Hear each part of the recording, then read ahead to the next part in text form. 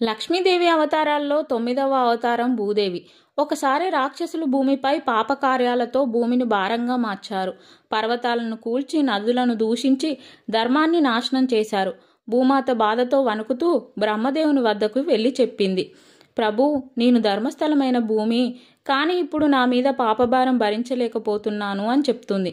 బ్రహ్మదేవుడు విష్ణువు వద్దకు తీసుకొని వెళ్తాడు. విష్ణు భూదేవితో, నీ బాధ నాది, నీకు నేను సహాయం చేసేందుకు భూలోకంలో అవతరిస్తాను అంటాడు. అలా భూమాతలోని లక్ష్మి అవతరించి భూదేవి రూపంలో ప్రత్యక్షమైంది. హిరణ్యాక్షుడు భూమాతను సముద్రం లోతుల్లో దాచిపెట్టాడు. అప్పుడు విష్ణు వరాహ రూపంలో అవతరించి సముద్రంలోకి దూకి భూమాతను తన దంతాలపై ఎత్తుకొని పైకి తీసుకొచ్చాడు. అప్పటి నుండి ఆమెను భూదేవిగా పూజించసాగారు.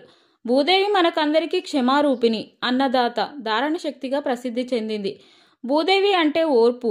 ఎంత బరువైనా, ఎన్ని పాపాలైనా ఓర్పుతో భరించి క్షమించే గుణం కలిగి ఉంటుంది. Please like, share, subscribe.